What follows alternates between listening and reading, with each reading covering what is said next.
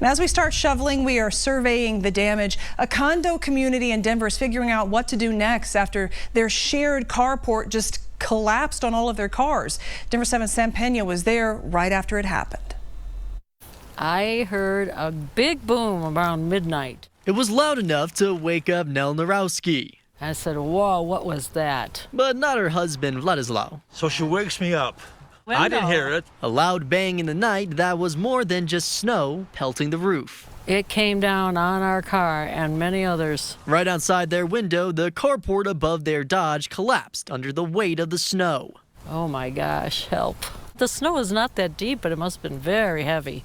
Looks like you guys have a crack in your windshield too. Oh, thank you for pointing that out. They're not the only ones dealing with the damages at the Jasmine Condominiums in Denver. From this side, you can see that the glass is broke over here and that this beam completely gave away.